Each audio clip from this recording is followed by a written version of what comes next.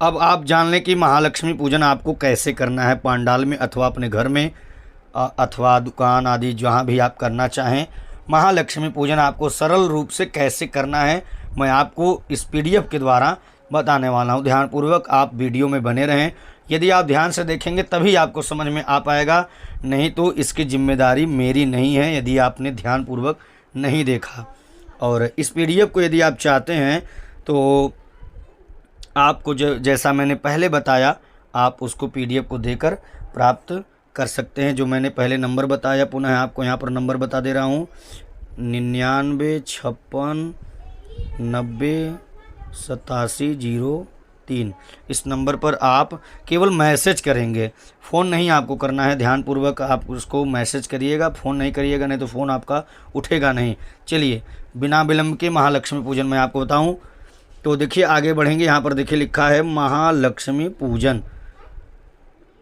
महालक्ष्मी पूजन के लिए जैसा मैंने पहले ही बता दिया है कि आपको आचमन पवित्रीकरण आदि कैसे करना है, संकल्प आदि कैसे करना है जजमान को, यहाँ सारी चीज़ें लिखी हुई हैं। फिर आपको आगे बढ़ना है। यहाँ पर देखिए संकल्प पुनः दिया गया है। यहाँ पर ये सारी चीज़ें आप चाहें तो इस प्रकार से भी संकल्प कर सकते हैं। यहाँ पर संकल्प में क्या लिखा है, व्यापार, जैसे आप मतलब कि आप दुकान में पूजन कर रहे हैं तो व्यापार प्रतिष्ठानस्य नूतन वसना पूजन कर्मण अस्याम रजतमयी महालक्ष्मी मूर्तो। यदि आपने स्वर्णमयी मूर्ति ली है अथवा कोई भी मूर्ति आपने लिया है तो आप उसका सरस्वती, महाकाली, लेखनी, ये सारी चीज़ें यहाँ पर दी गई हैं, उनका आवाहन पूजन आपको करना है। फिर लिखा है कि सर्वप्रथम महालक्ष्मी जी को शुद्धासन पर विराजमान करके माता जी के सामने थाली में अष्टदल बनाकर पुष्प बिछाकर द्रव्य मुद्रा से स्थापित करके माता जी की पूजा करना प्रारंभ करें। सर्वप्रथम आपको हाथ जोड़कर महालक्ष्मी का ध्यान करना है। यासा पद्मासनस्था विपुल कटितटी पद्मपत्रायताक्षी गंभीरावर्तनाभिस्तनभरणिता शुभ्रवस्तुत्तरी या लक्ष्मीरूपेण मणगण खचित स्नापिता हेमकुंभ सा नित्यम पद्महस्ता मम शतुगृह सर्वमांगल्य युक्ता। ये सारी चीज़ें ध्यानपूर्वक यहाँ पर दी गई हैं। मैं आपको पढ़ के, जैसा मैंने पहले बताया, पढ़ के ज़्यादा विशेष बता नहीं पाऊँगा। यहाँ सारी चीज़ें लिखी हुई हैं। यह महालक्ष्मी पूजन आप श्री सूक्त, कनकधारा आदि स्तोत्र के माध्यम से भी करा सकते हैं। यहाँ पर श्री सूक्त के माध्यम से ही महालक्ष्मी पूजन बताया गया है। तो चलिए इसके आगे बढ़ते हैं। देखिए यहाँ पर लिखा है हिरण्यवर्णाम हरणिम, ये श्री सूक्त का ही श्लोक है। आपको आह्वान कर लेना है। सर्वलोकस्य जनीम सर्वसौख्य प्रदायिनीम, इस प्रकार से ये लौकिक मंत्र हैं। फिर ताम आवह जात वेदो, इस प्रकार से आप श्री सूक्त के माध्यम से आवाहन कर लें। फिर आसन के नीचे महालक्ष्मी के पूजन करने के लिए पुष्प छोड़ दें। आसन देने के लिए अश्वपूर्वामृत मध्याम हस्तिनाद प्रमोदिनी, इस प्रकार से उनको फिर पाद्य के लिए जल अर्पण करना है। यहाँ पर लिखा हुआ है। यहाँ काम सुस्मिताम हिरण्य प्राकारा, फिर यहाँ गंगा तीर्थ जम्बूतम, ये लौकिक, यहाँ सब कुछ सरल आपको दे दिया गया है।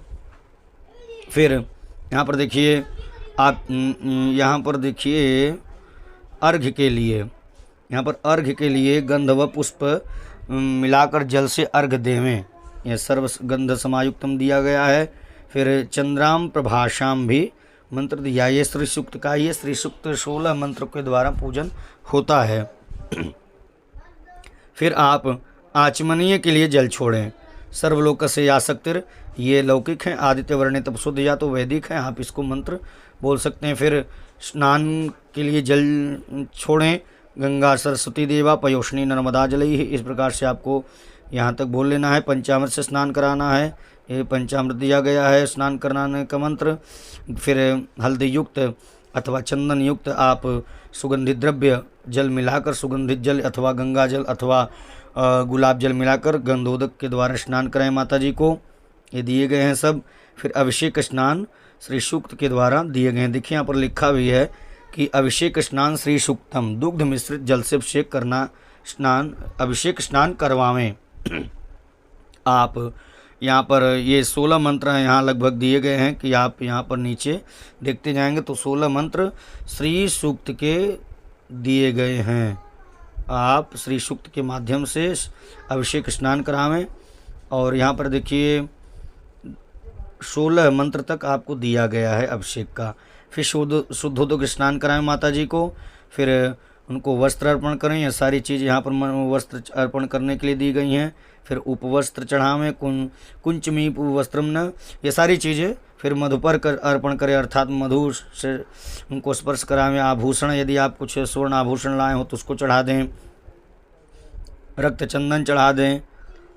फिर आपको माता जी को अक्षत चढ़ा देना है, पुष्प छोड़ देना है, बिल्व पत्र, सारे मंत्र सामने लिखे हुए हैं। जो PDF प्राप्त करेंगे उनको मिल जाएगा। फिर सिंदूर आप चढ़ा लें, अबीर गुलाल चढ़ा लें, नाना परिमल द्रव्याण चढ़ा लें। फिर आपको सुगंधित द्रव्य चढ़ा देना। उसके बाद से देखिए आप विशेष पूजन, जो अंग पूजन आपको दिया गया है, अंग पूजन आपको करना है माता जी का। देखिए लिखा है महालक्ष्मी जी के सभी अंगों पर गंध, चावल व पुष्प छोड़ें। फिर यहाँ पर आपको बाएं हाथ में अक्षत, पुष्प और गंध मिश्रित करके रख लेना है। माता जी के ऊपर जो मंत्र यहाँ पर लिखा हुआ है इसी प्रकार से छोड़ना है। चपलाय नमः पादो पूजयामि, चंचलाय नमः जानुनी पूजयामि, कमलाय नमः कटिम पूजयामि। इस प्रकार से जो कुछ यहाँ पर लिखा हुआ है आपको छोड़ना है। अंग पूजन फिर आपका समाप्त हो जाएगा। फिर उनके ऊपर महालक्ष्मी माता के ऊपर चारों ओर अष्ट सिद्धियों का पूजन होता है। तो अष्ट सिद्धियों के लिए यहाँ पर उसी प्रकार से गंध, अक्षत, पुष्प मिलाकर आपको छोड़ना है। फिर अष्टलक्ष्मी का भी आपको यहाँ पर पूजन दिया जा रहा है। देखिए अष्टलक्ष्मी का पूजन यहाँ पर दिया गया है। अष्टलक्ष्मी का भी आप पूजन कर लें। फिर उनको धूप दिखावें, दीप दिखावें, सारे मंत्र यहाँ पर लिखे हुए हैं। फिर उनका बड़ी विधिवत जो भी भोग प्रसाद आप लाए हों भोग लगाए में, आचमनीय जल छोड़ें, अखंड ऋतुफल छोड़ें, चढ़ावें उनको। फिर पान सुपारी तांबूल अर्पण करें, द्रव्य दक्षिणा चढ़ावें। फिर यदि आप नारियल पानी वाला लाए हो तो माता जी को फलार्पण करें। और ये यदि यजमान जी की पत्नी करें तो बहुत ही अच्छी बात है। यजमान न करें, यजमान पत्नी करें तो बढ़िया रहेगा। फिर कर्पूर आरतिक्यम, कर्पूर की आरती कर लें। फिर आपको प्रार्थना, हाथ में अक्षत पुष्प लेकर कर लेना है। यहाँ पर प्रार्थना कर लेना है महालक्ष्मी जी का। अब इनके बाद आपको महालक्ष्मी पूजन, महाकाली पूजन करना है। जो आप दवात कलम लाए हुए हैं, यहाँ पर लिखा है देखिए, दवात कलम को पूजा स्थान पर रख कर हाथ में पुष्पाक्षत लेकर महालक्ष्मी जी का पूजन करें। आपको उनका ध्यान कर लेना है। सर्वप्रथम ये ध्यान मंत्र है, महाकाल्ये नमः, लेखन्ये नमः। फिर आपको फिर आपको उनकी प्रतिष्ठा कर देनी है। देखिए मनोज्योतिर्जुक्ता मंत्र से आप उनका पूजन कर लें। फिर षोडशोपचार पूजन यदि चाहें तो महाकाली का भी आप कर सकते हैं। फिर आवरण पूजन आपको करना है। षोडशोपचार आप उपलब्ध सामग्री से पूजा करें। तत्हस्ते गंध पुष्पाक्षताचादाय आवरण पूजनम, उनका आवरण अर्थात आपको अक्षत पुष्प उन पर छोड़ना है।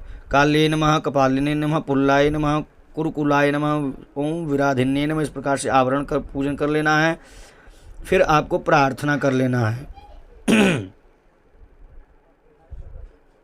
या कालिका रोगहरा सुवद्या भक्ति समस्तिर व्यवहार दक्षी। इस प्रकार से आप महालक्ष्मी का पूजन करने के बाद अनेन कृतेन पूजन महाकाली प्रियंताम नमो, दाहिने हाथ में जल लेकर उनके ऊपर अर्पण कर दें। फिर आपको इस प्रकार से महासरस्वती जी का भी पूजन कर लेना है। जो आप रजिस्टर, किताब, पुस्तक जो भी कुछ आप लाए हैं उनका पूजन आपको कर लेना है। लिखा है बही बसना चौकी पर विराजमान करके, अर्थात बही खाता जो होता है उसको पान के पत्ते के ऊपर रख लेना है। फिर माँ सरस्वती जी का पुष्पाक्षत के द्वारा ध्यान करके पूजन करना है। यहाँ पर यह ध्यान का मंत्र दिया हुआ है महालक्ष्मी का। अथवा यदि आपको और कुछ याद हो सरस्वती माता का पूजन करने का, तो ध्यान करने का, उसको कर सकते हैं आप। फिर आपको उसी प्रकार से उनका भी पूजन आप षोडशोपचार करना चाहें तो कर लें।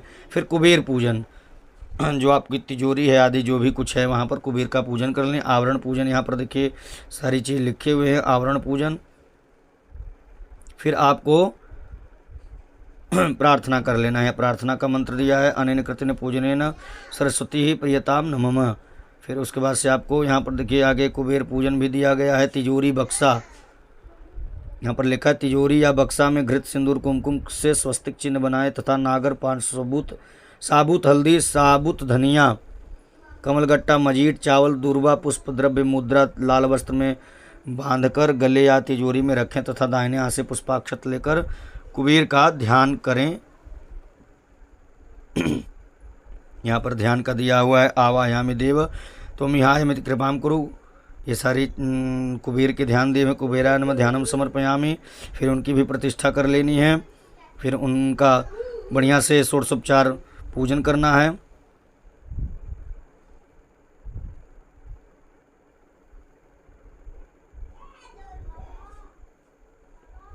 आपको यहाँ पर देखिए षोडशोपचार पूजन उनका कर लेना है। फिर आपको आगे बढ़ना है तुला पूजन।